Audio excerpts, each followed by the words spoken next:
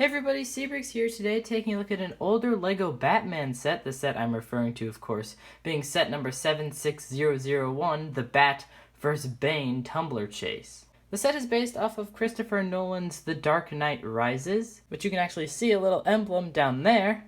The set does include 3 minifigs, comes with 368 pieces as recommended through ages 6 through 12, and retailed for $40 back in the day. Though now you can get it sealed in this condition for probably around $50 off of Mercari or Bricklink or eBay.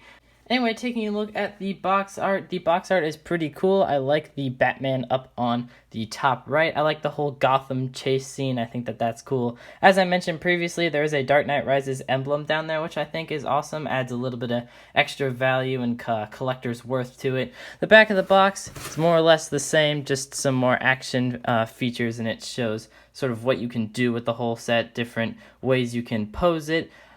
Just some of the action features overall. And I like the whole comic aesthetic of the box art. It's very, very cool. The box is also very glossy, you can tell, and I like that. I think that's cool, and I think that that's kind of vintage. I don't see them doing that too much anymore on LEGO sets these days. I decided it was appropriate to take a look at the minifigs first, since there are a bunch of cool ones included in the set, all exclusive to the set, which is also pretty nice.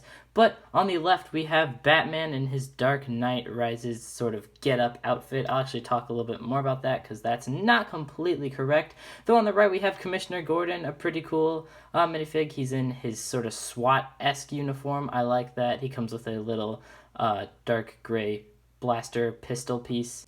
As I mentioned before, both of these minifigs are cool and exclusive. I like the look of both of them, though the Batman is technically incorrect because in the movie he has the black suit on, which LEGO did actually make a variant of that minifig, though it came out in the Tumbler set instead for the Dark Knight with the Heath Ledger Joker minifig, a set that I still want to pick up, though that is pretty expensive. But this is still a cool fig. I like the gray, I just don't think that it's correct, and I think that if it was, it would definitely give this set a better rap. Though Commissioner Gordon, I think he looks awesome. I love his face print with the mustache and the glasses. Really captures Gary Oldman's look, in my opinion. I think that that's cool. The hairpiece works really well for Gordon as well. And by removing the hairpiece and cowl on both of them, you can see the awesome back printing, especially for Batman. That is just so nice and detailed, and it's unfortunate that it's covered by a paper cape most of the time, so it's hard to actually get that cape off to admire those details, but still super cool. The SWAT sort of emblem look on the back of Commissioner Gordon's torso is really close to the front, I think. I think that if you just happen to swap the arms around, you'd hardly notice the difference. A great double-sided alternate expression for Commissioner Gordon with that scared look. I think that that kind of shows in The Dark Knight when Harvey Dent captures his kids. Spoiler alert, but still, I love that look for him. I think that it's awesome. Some true fear, and then just the smirk for Batman on the right. Again, nothing really different with the Batman headpiece than what we've seen previously, but just the Commissioner Gordon is too good to ignore.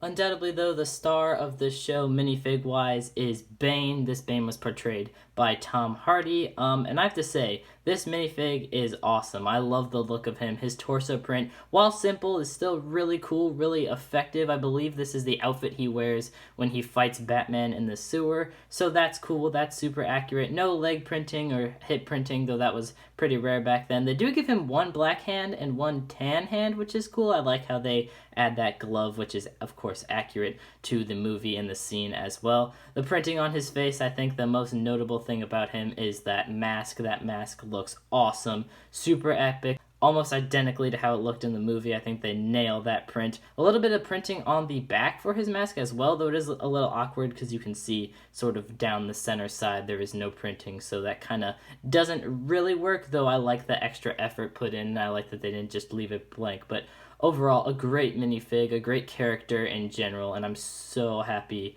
that we were able to get him. The set does come with two main vehicles, being the Bat and Bane's Tumbler, as it suggests in the name of the set, and I figured we should take a look at both individually since they are both two interesting and differently detailed vehicles.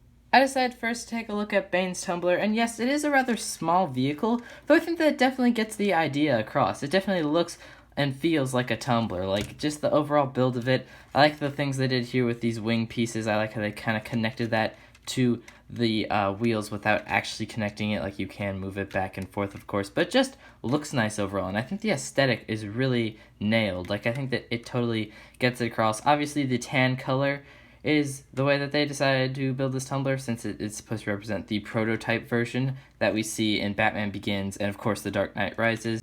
And yeah, like I said, overall, it looks pretty good. The only thing that I think a lot of people have problems with are the Bane mouths on the front and the top, because that is definitely not movie accurate. There is no Bane emblem or details on any of the prototype tumblers.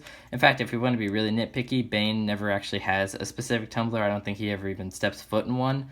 But you know, his mercenaries do, so of course it is the proper villain vehicle to include in the set. But I just think that these designs, these stickers, are not appropriate. I wish they would have just swapped them out for like a camo look or a camo design. Though I really like the design on both sides with the turrets or the guns. I just think that that's really cool.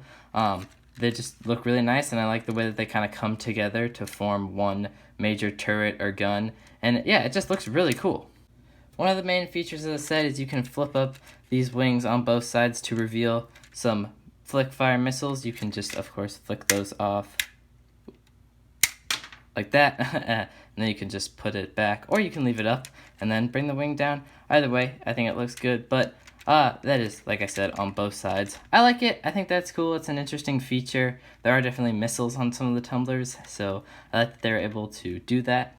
You can also, of course, lift open the top hatch to the tumbler and put a minifig in. I'm, of course, going to put in Bane, since it is Bane's tumbler, and he fits in pretty nice. There is a little steering wheel in there as well. No console piece, so I figure there's no real need to show it off anymore, but you can't fit Bane in there. Unfortunately, you can't fit any other minifigs in there due to the fact that a hairpiece or a cowl for Batman, I'm saying, wouldn't fit in there. It has to be a bald minifig or a minifig with no accessories on top of their head. So that's unfortunate, but it's appropriate because, you know, it's Bane, and it fits Bane in there, and it works. The second vehicle, and the more exciting vehicle in my opinion, is, of course, the Bat. This is the main vehicle of the set. This is basically what you're paying for.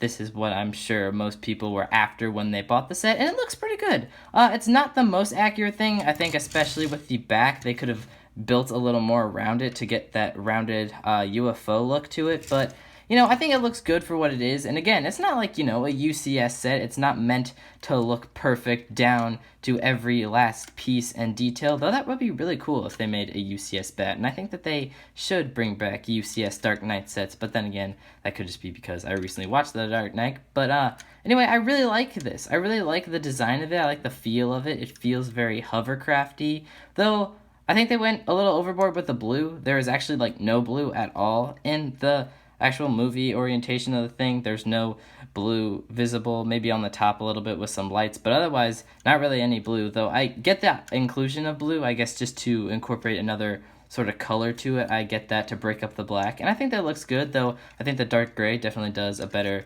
job of that. Up on top, you'll find some stickers to show off some lights or detailing. I think that that is nice, two good inclusions. Along with, on the front, you'll find this really nice sticker with the Dark Knight emblem on it. That is super cool and makes this piece really useful for any custom Dark Knight vehicle or buildings you like to build. I just love that sticker. I think that that's cool. Around the back, you'll find a few propellers to make the thing actually hover off the ground, along with a string that you can attach a minifig to act like, you know, you're picking them up and carrying them off. I like that. I think it's a cool little inclusion. I'm not sure if that's seen in the movie, but still really nice. The cockpit is also really nice. I like the red interior. I think that that's cool. Makes it kind of retro. Reminds me of the old Lego Star Wars sets with the blue and the red. There is a little console piece in here used on some previous Lego Star Wars ships. I feel like it's appropriate, though. It just does look a little out of place, though. That could just be because I'm so used to seeing it on like Lego Star Wars A-Wings. But I like that. You'll notice it can actually fit 2 people in the cockpit, which is really nice. I, of course, put Commissioner Gordon and Batman in there. It is unfortunate, though, that Batman has the crinkly cape, because that's definitely going to crinkle if you leave it in there too long, so I'm actually going to take him out right now. But you can see it's pretty easy to get them both in there, and they do fit really well. I think that that's nice, and I think that that's really overlooked about it. I feel like a vehicle nowadays with Lego would not, this size would not be able to fit 2 minifigs in it, and I just think that that's really cool and adds a little more sort of depth or character. It really just helps the overall build of the thing. You can angle these wings up, all the way up here, and all the way down here. You can also angle these little winglets on the side however you'd like, along with these towards the front. The arms can rotate a lot here. You can get multiple different poses. You can aim at stuff behind you, at stuff in front of you, at stuff up, and at stuff down, which is really cool. There's also these flick fire missiles. I don't think I have to demonstrate how those work, but those are cool on the side to add a little bit of projectiles towards the build. I like these little rotors. They don't really spin very well, but they still add a decent amount of detail. Along with these pieces, I like how they sort of look like turrets that you could use for the bat's weapon system. And then along the back, this little tail thing rotates as well, along with these little winglets and some exhaust, which is also nice. Very small little inclusion, but you do get 2 of these riot control sort of street blocker things. I think that that's cool. Adds a little bit of scenery to the Gotham streets that you can imagine Batman chasing Bane on, but still a nice inclusion, just nothing too major. Here are all the extra pieces left over. I think the most interesting thing, of course, being this little rope piece. You can add that actually onto the back of the bat to extend the cable that was already there if you'd like, but again, just a cool little extra. Here's the empty sticker sheet. You can see a decent amount of stickers used. Again, like I said, I feel like they could have swapped out the Bane ones for something a little more camo, but still, not too terrible. Not a terrible amount of stickers. I do feel like it's a little too much. I feel like they could have printed a few things, but still, not too bad. You do get one of these comics in this set. I believe you also got this with Arkham Asylum, which I also have, which I will do a review on. Yeah, there it is right there. But you do get one of these comics. I'll open it up, and you can, of course, pause it if you would like to go through, read it, maybe see some cool art that you like.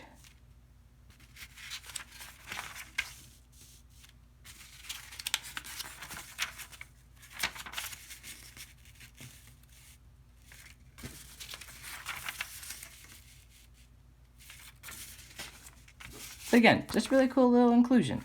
And then I think the coolest thing of all that was included was this little card, this little code for the old Lego Batman game. That is just awesome. That is so retro. I love it so much. And then on the back, there's just a little design for him on the back. Really cool. It's so fun to see this. It's so fun to see this, especially, you know, when that game came out, the set came out. So it's fun to look back on stuff like that. And I just really like it. I personally think that this is an excellent set with 3 excellent exclusive minifigs, 2 pretty good builds for vehicles, and just a few little extras here and there. I just think that this is awesome. I think that the $30 price point for it back in the day was nice. You get, like I said, you can still get it for anywhere from $45 to $50 if you are interested. But I just love the minifigs. I love the build, and I think that this set is definitely underappreciated. I did really like the Dark Knight Rises though, so take that with what you will.